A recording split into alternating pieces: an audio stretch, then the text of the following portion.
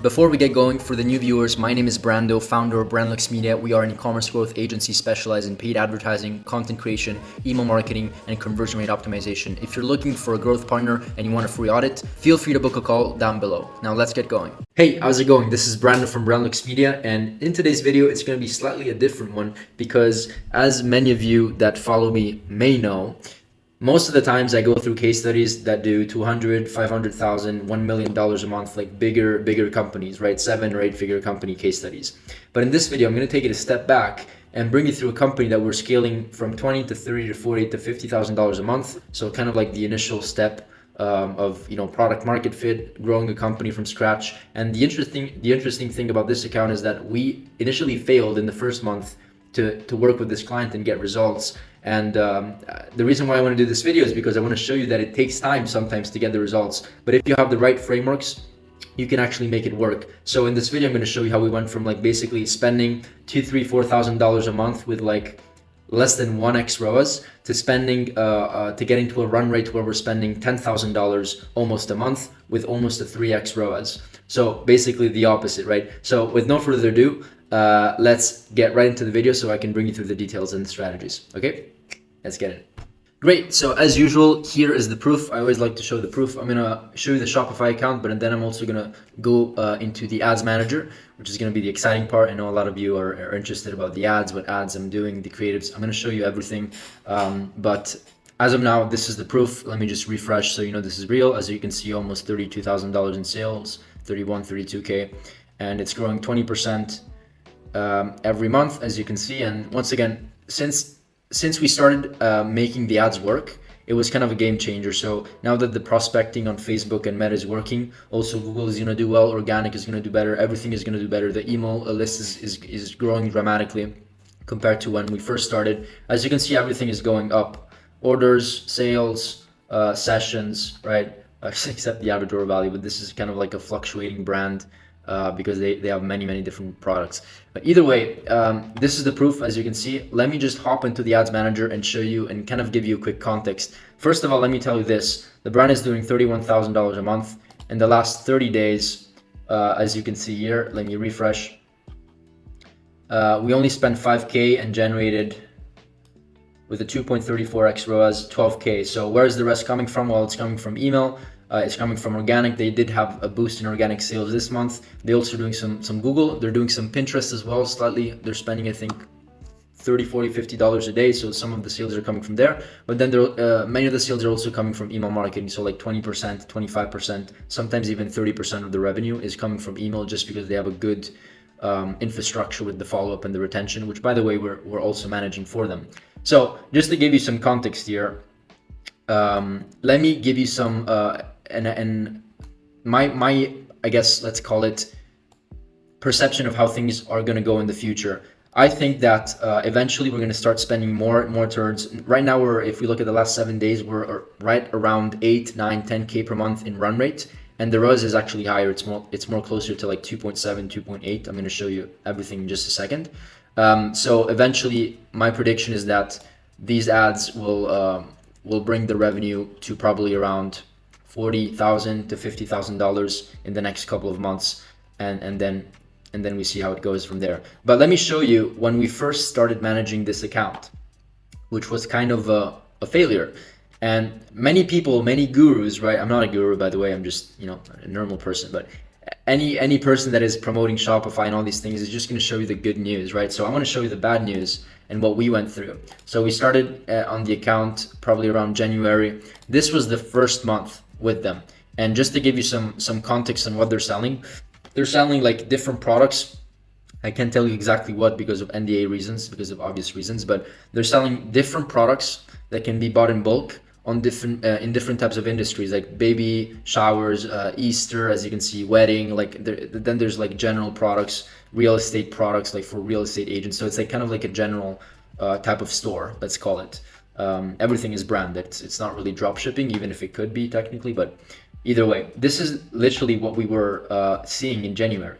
$3,500 spent, 0.92 ROAS. And if we actually go in the first couple of weeks, the first 14 days of January, 0.84,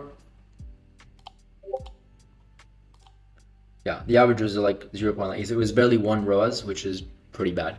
Just to give you some more context, the break-even ROAS for this company is right 1.35 to 1.4. So they have, 70, 75%. Some products also have 80% margin. So it's absolutely amazing, which means we're able to play with a lot of, with a lot of margin here, which is absolutely amazing. And it should be, I think, one of the priorities before going into ecom is making sure that you have a product that actually has enough margin, because a lot of people just don't give a shit about the margin, and then they understand and figure out that running ads on Meta, TikTok, wherever you want, even Google, is really expensive, and then they don't have enough margin for themselves, right? Or to pay off the team. Now, to give you some context, this was the growth period. This was the failing period from January 1st to January 31st, and this is when we start to see traction.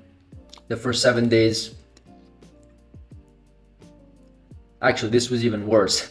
So let me show you maybe another week. Let's see if we move on here. Yeah, so this was one. Let's move on here. Let's see how we're doing in the following weeks. This is where we start to get traction, 2.4. And I think in this, let's see, this other period, 2.7. So we're kind of increasing. I know that the last 14 days is right around 2.7 exactly. And the run rate is around, if we did just take the calculator, 8,765. Let's just do the quick math here to understand what the run rate in revenue is for as of now. So let's do 8765 divided by 14 days equals 600, let's say $630 in revenue per day times 30. So this is around the run rate, 19,000, 20,000, whatever, around there. And once again, if we do 20,000 here, then the brand is probably going to make, 40,000, just like the proportions that I showed you before, or more closer to 50,000. So this is what we're seeing right now. Now let's actually go through the ad account structure. I'm going to bring you through exactly kind of the thought process. This, by the way, is a very raw video, unedited, but I'm just trying to be very simple and just show you the actual ad account with some of the creative structure and why we did something rather than something else, just to give you an understanding of our thought process, right? Which is the most important thing. Don't copy me, understand my framework, which is completely different. So once again, keep in mind as I'm going through this, that the ad account is still in development phase, right? So we're not scaling yet, right? We are starting to scale. We're starting to increase budgets here and there with ABOs, CBOs, like I'm going to talk about what we're doing and what the plan is. But this is still a fresh account. In January, we're doing less than 1.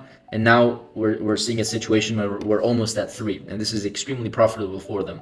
Now, let's go over the foundation that we created for this account and why things are starting to work. Okay, so first of all, part of the reason is also, in my opinion, seasonality. Look, like for example, weddings.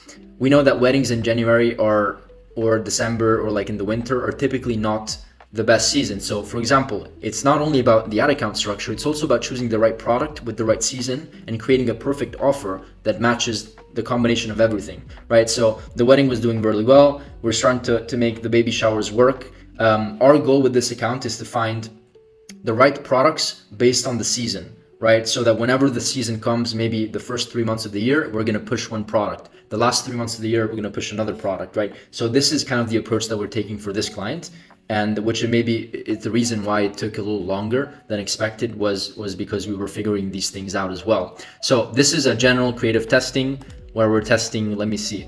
And by the way, I'm not even managing this account. This is my head of performance. My media buyers are managing this account. So this is not the first time me seeing this account, but it's, I'm not managing it. So I have to go through this with you at the same time, just to be fully transparent with you.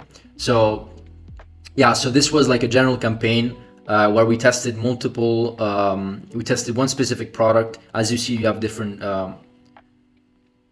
carousels. Yeah, we have different interests that we're working. This one is killing it. This is absolutely killing it with a 10x ROAS in the last 14 days. And by the way, I'm showing you the last 14 days because they're kind of the most relevant, which is where it started to pick up. But what we did here, very simple. We had some interest stacking with business owners for this particular product.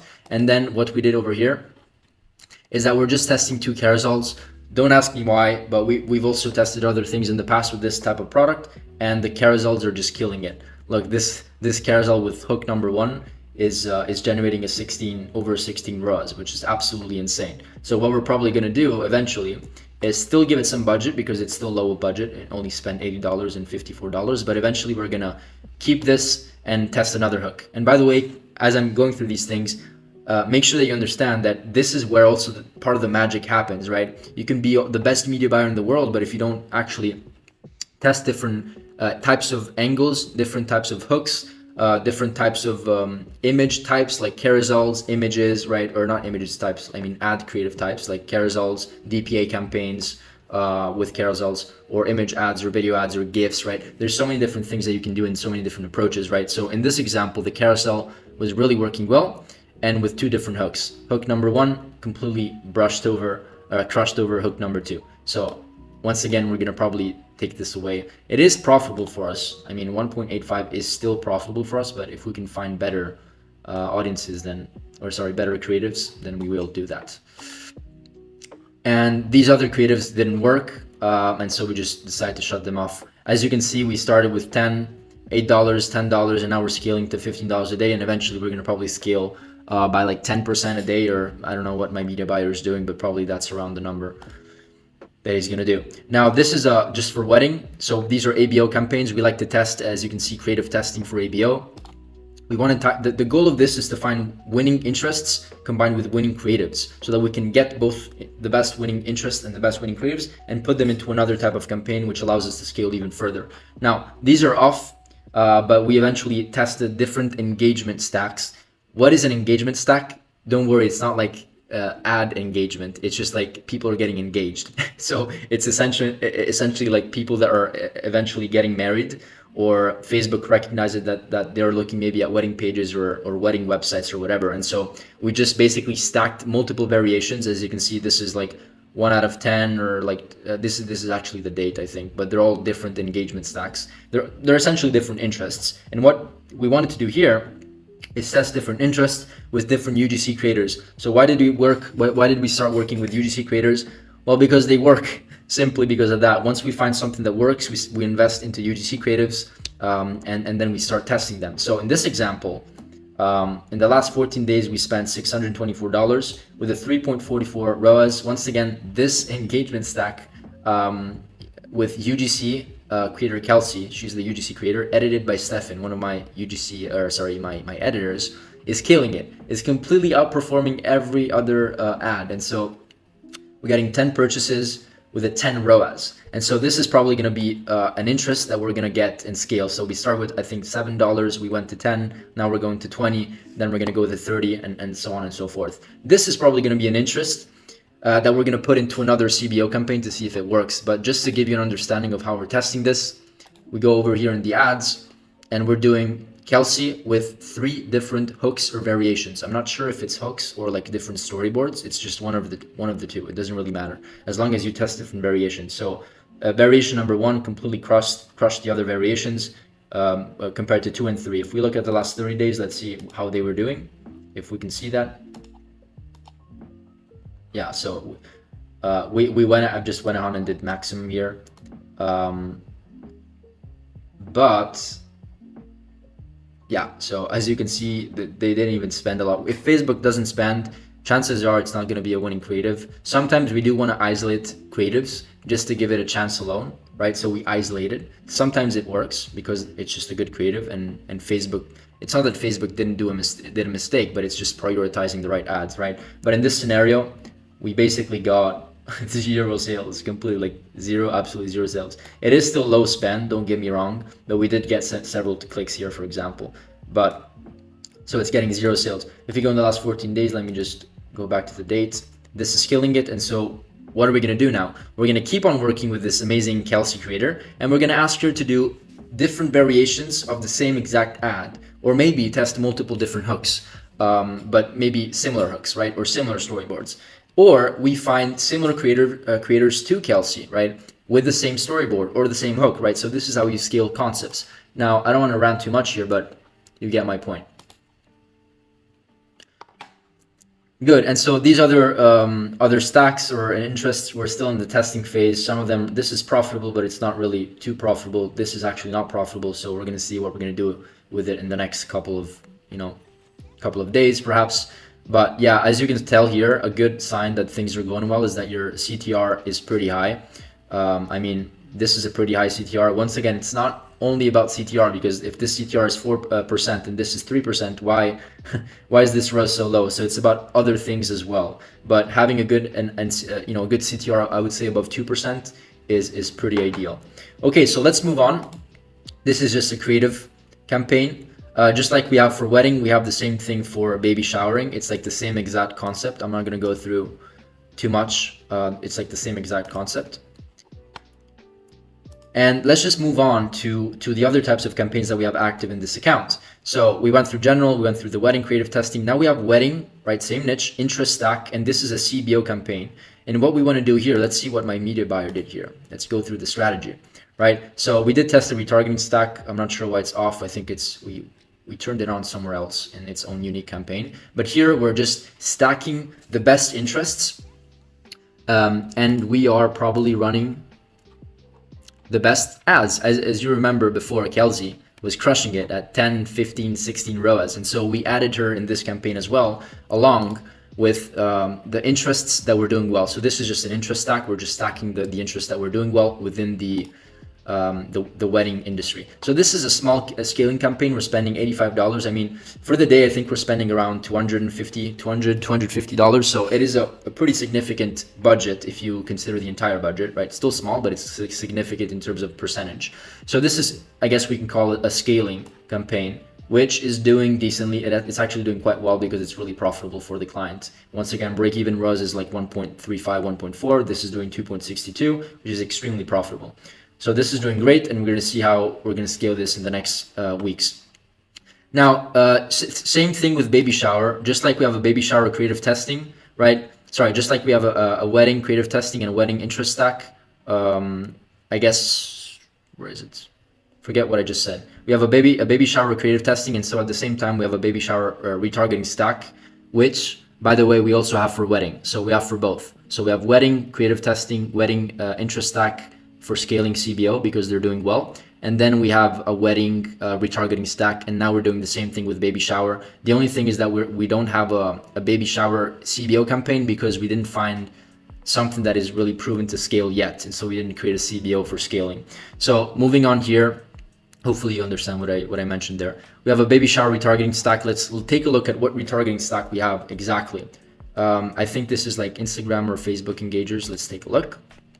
Running at $30 a day. Yeah, so engagement with IG, engage with Facebook in the last 30 days. And this, I'm not sure what this retargeting stack is, but I think it's like social media related or maybe website visitors. So we're testing these retargeting stacks. Sometimes we like to put all the retargeting stacks, like video viewers, website visitors, initiated checkout, but sometimes we like to isolate it based maybe on engagement, right? Like an engagement stack. And so we like to see how that does. How is this doing? This is doing quite well, 2.5 ROAS. And the ads that we have running are like probably the best creatives that have been working for us. This is outperforming this other one, and nothing. This is a great click-through rate, 4.56%. And this is a pretty simple strategy for setting up the retargeting.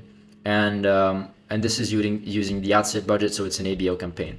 Now, moving forward to wedding retargeting stack, this is kind of a similar concept. Let's see if I remember correctly. So here we have retargeting 30 days and retargeting 75 days. We want to test two different pools.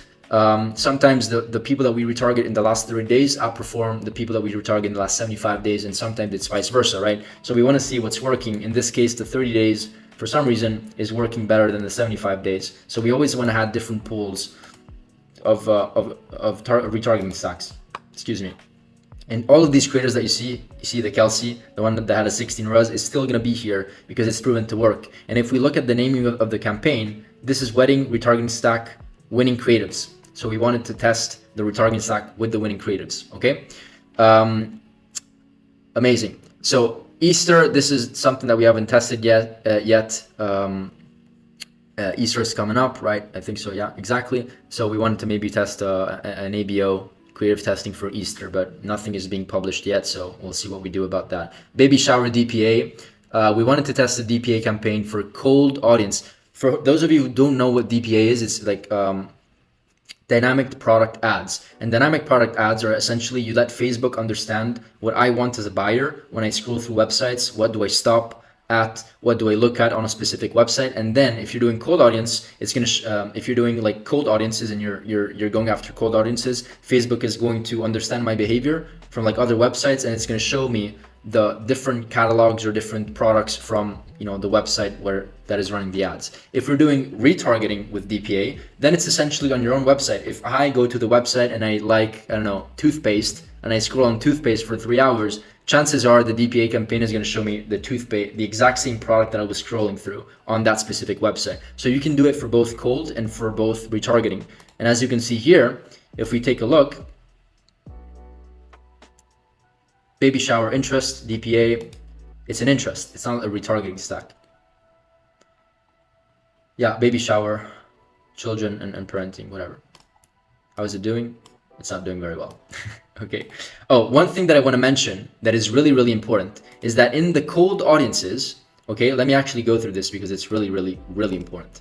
With the cold audiences, for example, this, remember to exclude retargeting audiences, because what Facebook is going to do is that they will do whatever it takes to get you as many sales as possible, which also means retargeting. And sometimes they don't even tell you, even if you do interest-based targeting and you don't exclude your retargeting audience, Facebook will actually retarget for you. So what we do here is that, where is this? Yeah, so we used saved audiences, and in this case, we excluded people that viewed content in the last 180 days and that purchased in the last 180 days, so that we're 100%, 1000% sure that the people that are seeing the ad are 100% cold audiences, which is the entire point of a creative testing campaign or a testing campaign in the initial phases. And then we have interest with engagement. This is why it's called engagement stack, because all of these marriage proposal, relationship status, all these things are being stacked all together. It's an engagement stack. But remember to exclude your retargeting audiences or your current customers. I just wanted to mention that part. Okay, I think we're pretty much done here. This is the structure. What are going to be the next steps for this client? As you can see here, we're spending 3.224. We're probably going to end up spending $10,000 a month in a couple of weeks or more, maybe 12 or 15,000, as long as the returns make sense. And right now we're seeing amazing returns. This is extremely profitable for the client, and we can't wait to scale this. And what are we going to do moving forward? We're going to add more CBO campaigns. We're going to increase budgets here. We're going to add interests to this CBO campaign and winning creatives to make sure that we give it more opportunities and more of a chance. And then we're also going to get the best creatives and put them into an ACS campaign, an advantage shopping plus campaign, because it's probably one of the best campaigns to scale when it comes to creatives. So we want to get the best creatives, right? We don't really have a lot of control with the ACS or the advantage shopping plus campaign. We have control over the creative and the budget. Pretty much that's all we have to control over. But it works really, really well when you have Facebook do its thing. It's a great campaign. So once again, those are going to be our next steps. Just put everything into more CBOs, test other CBOs for scaling purposes, and then the ACS, and then we see what we're going to do from there. At the same time, the creative testing here, it's called creative testing, but if it's working, we're still going to scale in these campaigns, right? Just like in this scenario, we're spending a little bit more on this one, and we're going to probably bump it up to $30, $40, $50 if it keeps getting a 10x ROAS. Either way, I know this video was maybe kind of long and it was kind of raw, but I wanted to make it raw because I want to open up the account, tell you what I think, give you all the strategies, understand what our framework is, and hopefully you can do the same for your own brand or your own dropshipping company or whatever you're doing.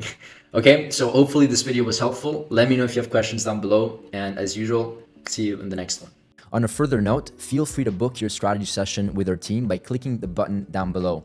In this session, we will audit your brand, come up with a custom plan of action, and then we'll explore the opportunity of potentially working together, assuming it's a perfect fit. Thank you so much for taking the time to watch this video. It means a lot, and hopefully see you on the other side.